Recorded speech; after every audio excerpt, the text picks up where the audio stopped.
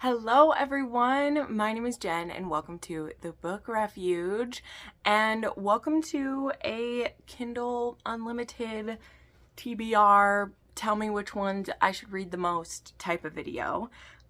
So I have made not too many of these, but this is a video that I see people make pretty regularly, and I always kind of like it that people can put in their input of which books they want, the booktubers to read the most.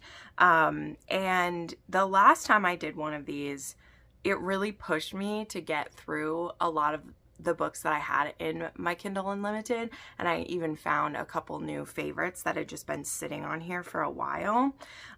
So I have, my Kindle library is full, and so what I'm going to do here, I did this last time as well. I have my, I actually have my Amazon Fire up for this so that I get it in color, and also because I don't know if this happens to you guys too, but when you sync your Kindle with your Amazon or with your Goodreads, if you exit out of a book, it puts it as read, even like apparently they think you can't read more than one book at a time. But if I use my Kindle Fire or my Amazon Fire, I never know what to call it, it doesn't do that. So that's what I'm going to be doing. But I'm going to go through the 20 books I have on here, read the descriptions to you guys for the most part. Some of them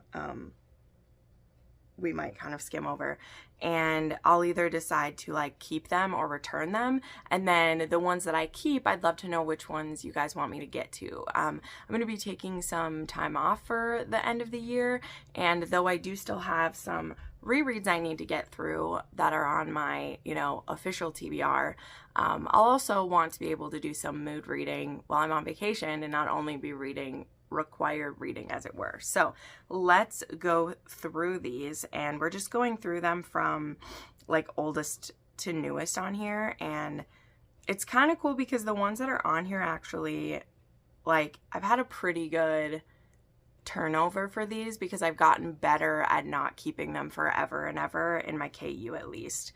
Because if I end up wanting to like keep them on my Kindle and not forget about them, I just buy them. That's one thing that like Kindle rewards points. I don't know if you guys have the beta for that too. It kind of convinces me to buy more than I have before. Okay, so the first one I have on here is Jeremiah from Stud Ranch series by Stasia Black.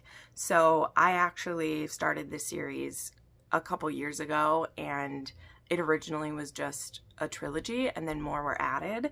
And there's been lots of different scenarios. I won't go into all of them. I'll just read what this book is about. So this one is, Ruth was a pain in my neck when she lived under the same roof at the ranch. She's even worse now that she's helping my twin brother's fiance plan their wedding. It's no secret that we can't stand each other, and for the next 2 weeks, if I'm not running some errand for my brother, I'm also hauling Ruth's stubborn, opinionated, too loud arse all around town since her car died on the side of the road. Not that she appreciates my sacrifice. No, she argues, she second guesses, she pecks. A man can only be pushed so far before he breaks. A fact that Ruth, who I've always secretly fantasized about every single night since the day my brother and I first landed on the ranch, is about to find out firsthand. So this one would be tough for me to let go. Again, not that I couldn't get it another time, but I've been really meaning to get to this one. And it could be a good one to get through. Let's see how long it is. And it's only 222 pages. So I feel like I maybe need to like prioritize this one or return it, because I do want to be caught up with this series. So we'll see. So that one I think I'm going to keep. Okay, then we have The Good Side of Wrong by Jenica Snow. This one is, I think this is like a Hades and Persephone retelling, and this is I think this was the first one in this like Blurred Line series. That's a collaborative series. You're going to see a few of those show up because they're all in KU and I have them saved here. I had big plans of making it through this whole series. I don't know that I will now.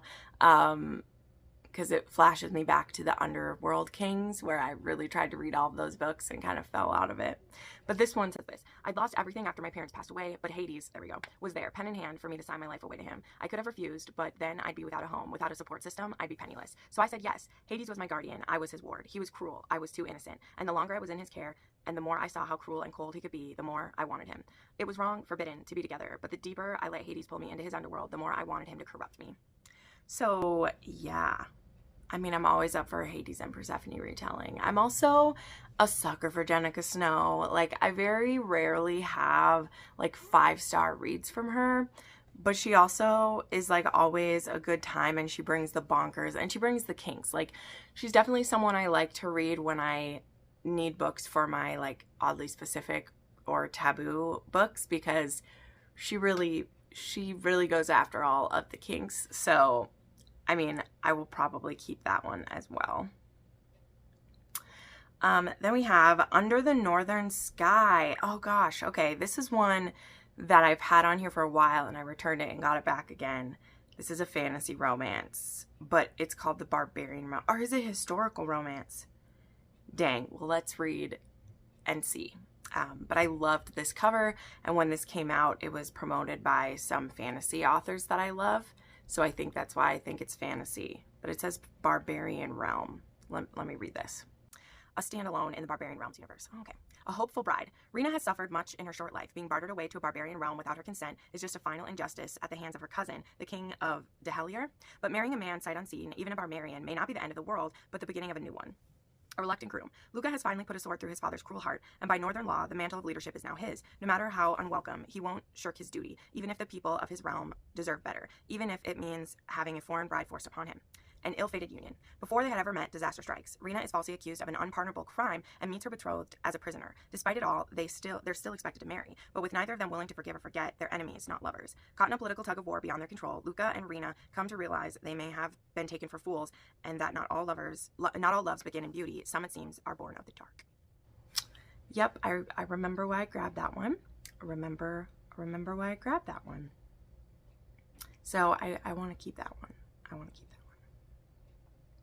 Next, I have a couple books by Nikki Ash. So Nikki Ash is an author that I had only read her. I'd only read her books that were partnered with Kay Webster. And when I met her at Wanderlust, it's someone that Caitlin, the love librarian, really, really loves. Like, she loves all of her books.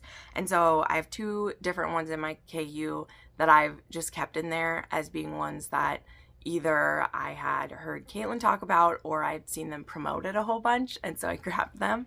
So I have 2 of those to share. So this one is, oops, hold on, I need the synopsis. Okay, so this first one is Through His Eyes, and this one is a single mom age gap. So this one is an older woman, younger man. Yep. This is why I grabbed this one. The moment I saw her walk through the door of Forbidden Ink, I knew she was the one. With her wide hips, thick thighs, and perfect breasts, she is every man's wet dream. Add to that her dark, soulful eyes, pouty lips, and a body covered in gorgeous art, and I knew I needed to make her mine. She's a walking contradiction of sass and strength and determination, hidden by insecurity and self-doubt. She's everything I could ever want or need, but she doesn't see what I see. I want to take away her pain, to be the one to make her laugh, to make all her dreams come true. I need to prove to her that I'm not him, and no matter what, I'll be right there by her, beside her, loving her. If only she could see herself through my eyes, she would understand we were made for each other. Yep, also one that I knew. And this one's even like book 4 in a series, but I snagged that one because of the blurb for sure.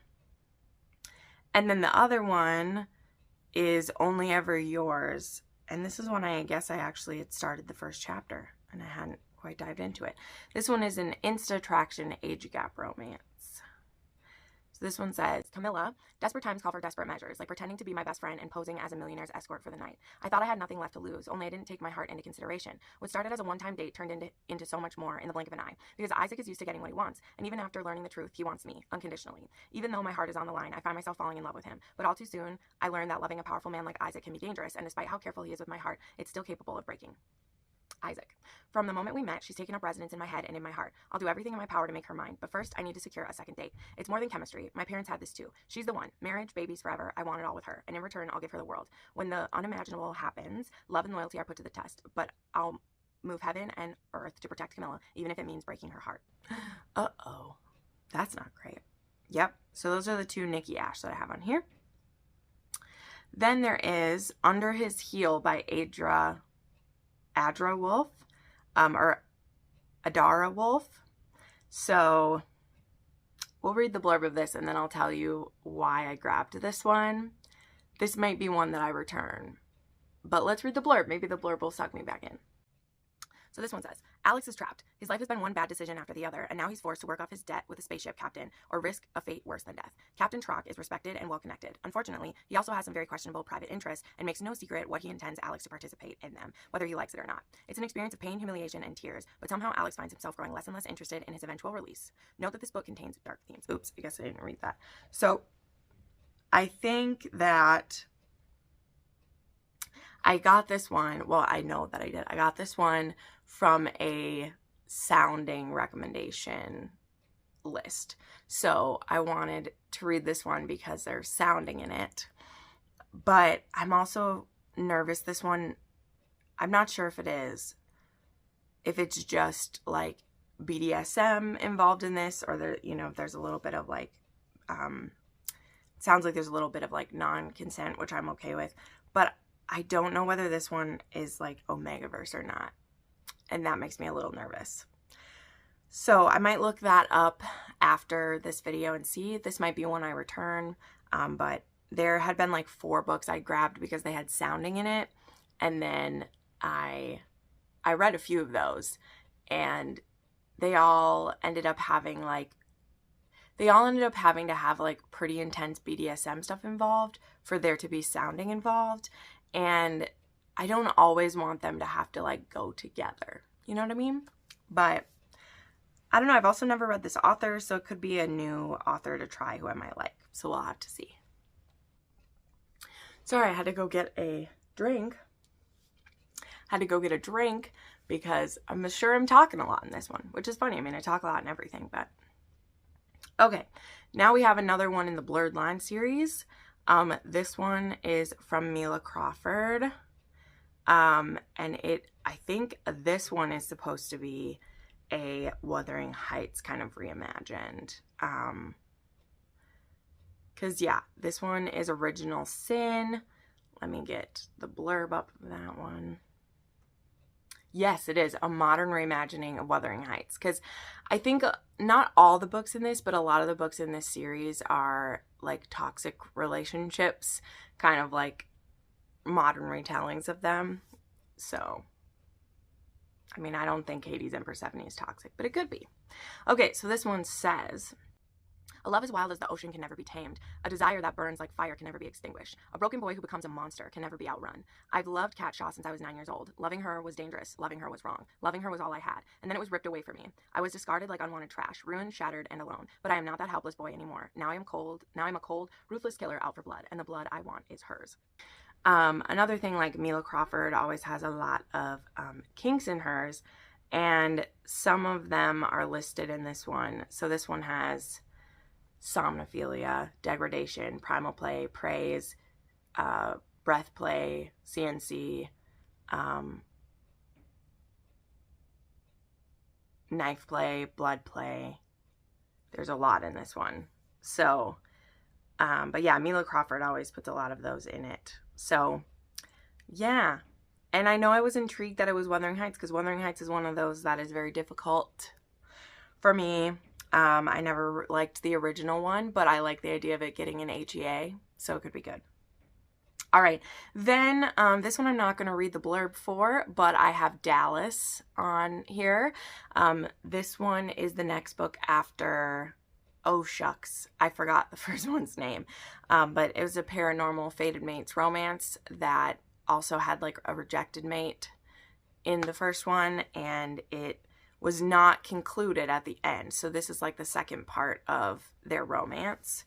So I do want to get to that one. It's an extremely angsty story between these two. And so I haven't been in the mood for that level of angst lately, but I'm keeping that one because I will get around to that one. So this one is Where Violets Bloom, and this is a stalker romance, but I've already read book 3, which was With Force, and that one was a CNC romance, and I really liked that one. They were also like friends to lovers, and so this one's a stalker romance, but this one, I don't think it's going to be like as dark as that makes it sound, because having read With Force, that one wasn't actually dark at all. Like, it was completely consensual, all of the sexual things in that one. I really liked it. But this one, of course, because I read the 3rd one, everyone was like, you gotta read the other 2. And I was like, I will. I just really wanted to read the kinks that were in that one. So that's why I read that one first. But this one is Van. This is the only way I can make sure she's safe, and she has to be safe. My feet are quieter than a whisper as they trudge along the asphalt. She doesn't look at me until we're nearly toe to toe, because she walks with her beautiful head tipped down. That's something I'm going to change. I grab her quickly, so fast she doesn't even have the chance to make a sound. I've got her cuffed and gagged in just moments, and in the backseat of my SUV just as quick. It's true how it's always recounted. It always happens so fast. She struggles against my hands, and I hold her shoulders until she's out of the fight, which only takes a minute. I'm scaring her right now, but I'll make it right, and this is for her own good. She will see. Violet with the Emerald Eyes, Where Violet Blooms, is book 1. Sorry, then it changes that. So, that all sounded very dark, but again, I'm pretty sure he's like stalking her to protect her from someone, is what I gleaned out of book 3. So I don't know, since this was the first book in the Men of Paradise, I don't know if the author, like, if she really starts the beginning of it off that dark, and then we find out it's lighter or what. I don't know, but I'm intrigued. Next is A Frozen Heart by Georgia Lacar, and this is a mountain man romance, so you can probably guess why I grabbed this one. That's one of my like favorite things, forced proximity in the snow, and this one actually came up on a list when I was looking for forced proximity in the winter books, so it's the perfect time of year for me to be into these. So this one says, I came to Dogwood Mountain a broken man, to get away from everything in my life, my obscene wealth, my family, my so-called friends, my sins. I needed the remoteness, the fresh air, and the bitterness of surviving in an inhospitable land. After 2 years, my isolation was shattered. Why, of all the mountains in the good old US of A, did she have to crash her car on mine? And why, of all the women in the world, did she have to be the most beautiful creature I'd laid eyes on? Now I'm stuck in a small cabin with the scent of her skin in my nostrils, her clear eyes following me around, and her soft curves tempting me. When she laughs, the sound reminds me of the past I left behind. Until she came, my heart was a block of ice, and now there is a fire in my veins and a craving in my loins. There's no denying. I want to taste her and make her mine. But that's the last thing I need. I tell myself I'll get rid of the temptation in the morning, take her into town and bid her goodbye. But that was before the radio forecast a blizzard. Looks like we could be holed up for days. Heaven help me, but if I claim her now, letting her go won't be an option. These are all things I love. Also, this one's only 236 pages, so not mad about the length of that. But I've also never read that author. So next, I have 2 books in the same series. So I'm just going to show the first one, which most people know about this, so won't be a surprise. I also have A Soul to Keep by Opal Rain, book 1 in the Dustwalker Brides here. So this book has kind of like blew up recently. I saw it on Crystal's Kindle Unlimited books as well. My friend Joe from Not So Average Joe really liked this. My friend Ava from Ava Reads Romance really liked it. So I have a feeling I'll really love this. What's kind of held me off from this one is that it's pretty long. This one's almost 600 pages, so I haven't dived into it yet. But I have, like I said, both this one and the next one are on my Kindle, and I'm probably going to keep those both on here. But let me read the blurb of this one. So, all Rhea ever wanted was freedom. Known as a harbinger of bad omens and blamed for demons eating her family, Rhea is shunned by her entire village. When the next offering is due and the monstrous Dustwalker is seen heading their way, her village offers her an impossible choice: be thrown into the prison cells or allow herself to be sacrificed to a faceless monster. However, she is not what she seems. His skull face and glow eyes are ethereal, and she finds herself unwittingly enchanted by him. All Orpheus ever wanted was a companion. Each decade, in exchange for a protection ward from the demons that terrorize the world, Orpheus takes a human offering to the Vale, the place he lives and the home of the demons. The brief companionship does little to ease his loneliness, and their lives were always unfortunately cut short. He thought it was a hopeless endeavor until he met her. She's not afraid of him, and his insatiable desire deepens within every moment of her presence. But will Orpheus be able to convince Rhea to stay before she's lost to him forever? So, I've heard that this scary-looking demon is a marshmallow or a alpha melon. Well, I think just a marshmallow. So definitely intrigued by that one, won't lie. Ooh, next I have one that I am going to return. I will return it right now, and I'll tell you why, because I still plan absolutely to read this book. But I got it as a gift, so I don't need to decide anything. I got How the Grump Stole Christmas from Claire Kingsley. My lovely friend Tiffany from Tiff Talks Pages sent me this for Christmas. I have the audiobook ready to go because luckily there was a simultaneous release for this one. Yay, thank you, Claire. So I'm absolutely going to read this. This is a small town romance, and I believe it's a Christmas tree farm that needs to be saved. There is, and I think it's a second chance romance too. Is it? Isabel Cook has a problem.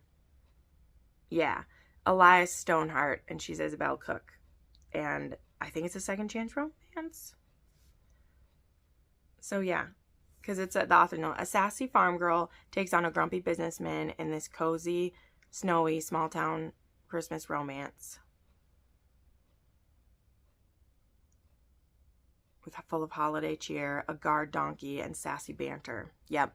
I mean, I've loved everything I've read from Claire Kingsley thus far, so we'll definitely be reading this. So just figured I would, but I can return it and free up a space on my Kindle because I have the book. So then we have Craving Paradise by J. Alo, I think that's the name. Yes, and so this is book 4 in the Paradise Club, which I recently had realized that books 3 and 4 were out. I read book 3 last month, so I want to get to this one.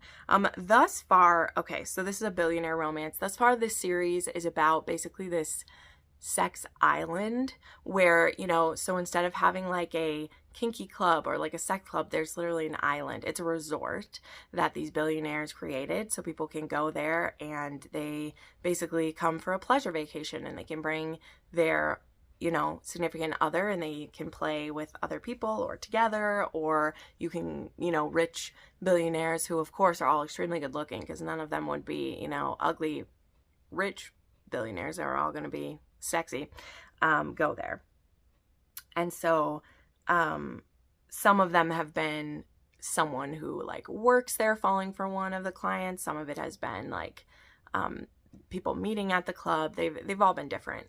And they've all been like decent, but the thing that's always quite been lacking is that we are told about this like buffet of different things we can do. And so far well, besides the first one, which did go too far, they've mostly been really like tame. And not that I need them to be like bonkers, but like we find out about all these different kinds of play that we can do and we haven't done like any of it. You know what I mean? It's that thing of like, you've made it Chekhov's playroom and we haven't played, you know? So I'm hopeful for this one. So this one is Craving Paradise, and this one says, "Welcome to the Paradise Club, where our business is your pleasure. The rules of the club are clear. Never mix business and pleasure outside of the club. Simple, right? Wrong. Especially when the pleasure occupies every thought and desire you've ever had since being with him. Out of sight, out of mind is what they say, except he is very much on my mind, and at every turn, he's in my sight, popping up everywhere I go. Rules are meant to be broken, aren't they? Never thought I would cross that line until him." So I have no idea who the characters in this one are. I don't remember. But the last one, like I said, was also, well, I didn't say this, but it was also someone who worked at the club with one of the billionaires. He had just gotten out of his fiance was cheating on him with his brother, and she was pregnant with his niece or nephew, right? And there was a friend who also worked there with that girl, and I think that this might be about her, because it would also then be like a forbidden romance for her, but we shall see. That is one I will keep as well, because I'll get to it eventually. All right, then we have one that I've just kept sitting around. Oh my gosh, that's so cool. That's so cool. There's a family tree at the beginning of this one. Sorry. I have Bittersweet Heart by Helena Hunting, or H. Hunting, and I have read the one before this, but this is also like a spin-off from her Pucked universe. What was the first one in this one? I can't remember. But these are like the kids of the Pucked series, as well as, yeah, that's how it is. It's like the Kids of the Pucked series, and that's one of my favorite hockey series. That one and like Serena Bowen's are like my favorite hockey series, and I really want to read this one. And this one, yes, there's sports involved, but they're also like they're also college romance. And I had, of course, grabbed this when it came out. I put it in my KU library, and it's just sat there. And then recently, and forgive me, I don't remember which friend who I watched the review of it, but it's a reverse age gap, and it's also like student professor, but the professor's a woman. And I was like, oh my God, I have to read it. And then I just haven't got around to it. But I think there should be an audiobook for this one, so I should dig that up. Does it say if it's... It does. It literally says it. It says listen with Audible. I could get it for the $7. I won't do it right now, but I will probably get the audiobook for this one. Okay, so this one says, from the outside looking in, I live in a charmed life. A hockey legend for a father, my own promising future in the league, a great family, awesome friends. It's not untrue, but it's not quite that simple either. My dad's advice has always been to make hockey my #1 priority, at least until I make it to the pros. So going into my senior year of college, oh good, he's like an older college student, I like that. I have a plan. I'll put in the effort required to pass my classes, play hockey like my life depends on it, and avoid relationships. All I have to do is stay focused on the end game. It should be easy. But when a woman literally floats into my dock just before summer ends and my senior year begins, oh, I'm liking what I'm reading. I can't resist one last hookup. What harm could a one-night stand do? It's not like we even exchanged numbers. Everything is fine until I run into her on campus. It's a big school. I should be able to avoid her, except she happens to be in my class, and she's not a student. She's a professor. Yes, I remember why I was excited. I'm going to put this near the top of the list. It might even be a vacation read. So why I was getting so excited is the author has, oh, except it's like backwards because of how it is. She put the, I have to literally look at it this way because if you turn it to read it, it turns. But she literally put the family tree in, which makes me happy. Because, yeah, I forget who everybody is, so I'm going to have to look through that. But anyway, yeah, so that's Maverick. I will be getting to that soon, absolutely. Okay, next we have one that I have already started. I'm 11% into this one, and I will be getting back into this one soon. I just need the mood to strike again, and I will absolutely get to this one. And also, the second book is coming soon. So it's Blood Orange, and this is a dark and spicy gothic romance. It's a vampire romance. It spins off of her The Blood is Love duet, and we met Dracula in those. And again, I started this book, and I think this is like a reincarnation, like Fated Mates type of thing. Also, More to Mary liked it, and I really like that she'd been reading some vampire romances. So this one says, oh my gosh, listen to the tropes here. It says this is a Dracula retelling with dangerous liaisons and a forbidden student-teacher second chance love story. Your reincarnated love is now your, like, student. What the crap? Okay, let me keep reading it. My heart will always find yours. Dahlia Abernathy has only known revenge. When her parents were killed at an early age by vampires, Dahlia spent the rest of her life under the thumb of the Witches Guild being trained to kill them. Her latest mission sends her undercover to a prestigious music academy in Venice, Italy. Her goal, to kill Professor Valtu Amanoff, her teacher and the notorious vampire who inspired Bram Stoker's Dracula.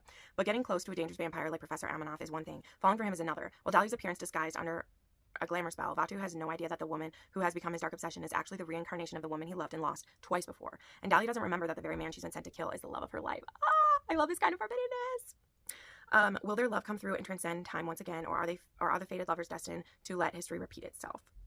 So, yeah. Blood Orange is a modern-day retelling about the real-life Dracula that inspired Bram Stoker. This is a dark romance with plenty of warnings. So, I remember, too, that, like, Dracula is, like, bisexual or pansexual, so there are some, like, MM scenes with him, and that makes me very excited, because of course you would be. Of course you would be if you're that old, okay? You would find beauty and sexuality in everything, right? Anyway, I am on like chapter 4 of this, so the only part that I'd read is like one of the times he loses Dahlia, and it was so sad. It was so sad.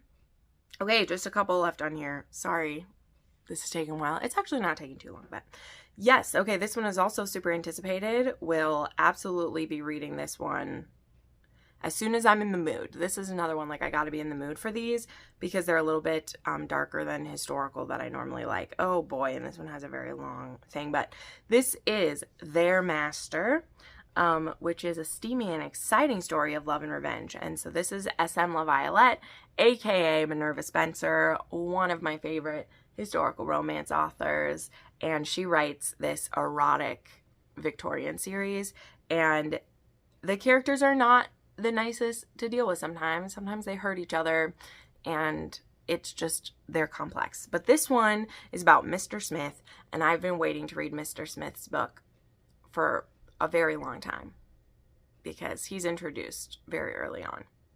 So this one also is going to be an MMF, so very excited. So this one is, Mr. Smith has lived his entire adult life with one goal in mind, revenge. Thanks to the wealth and power he has amassed over the years, that goal is almost within reach. The only other thing that he's ever wanted is a child of his own, but with his lifelong plans finally coming to fruition, now would be a terrible time to start a family. Besides, finding a woman who is willing to tolerate his voracious and adventurous appetites is extremely unlikely, until Moira Dunsmore, a far too mysterious and intriguing courtesan, enters his life. Striking a bargain with Moira to bear his child is too appealing an opportunity to pass up. Smith never imagined that Moira would be so open to his unconventional lifestyle or so accepting of his live-in male lover, and he certainly never expected to feel anything for her, but she is, and he does. Love is something Smith has had precious little experience with in his life. Can he trust and love in Moira? And what if the price for their happily ever after is a long-awaited revenge? Yes, I'm so excited about this. So this one has FM, FF, FMM, and MM, and lots of menage action. So this, again, I want to read this for itself. Like, I really do enjoy the books in this series. They really make me think about desire and love and, like, where...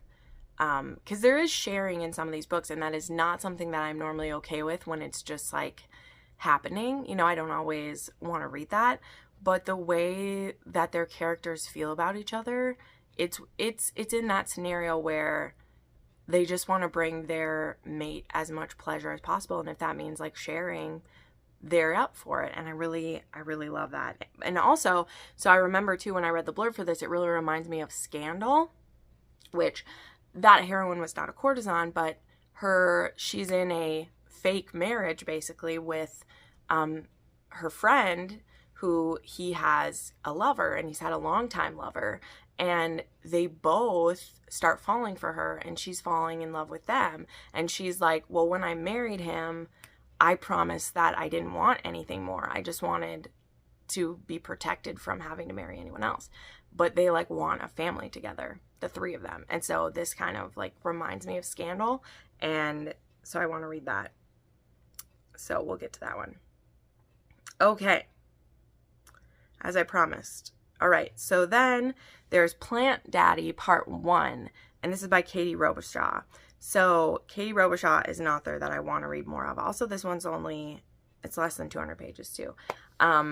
And this one is a crossover with her Club Alias series, as well as it's part of that Blurred Line series too.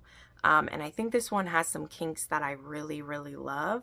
Oh boy, this has a very, very long blurb as well. Here we go, is another one. It was only supposed to be for research. My best friend and fellow romance novel, Vi Lowell, told me I should join some dating websites to look around and get some inspiration for my next book about a woman who joined a sugar daddy site to find someone to fund her plant addiction.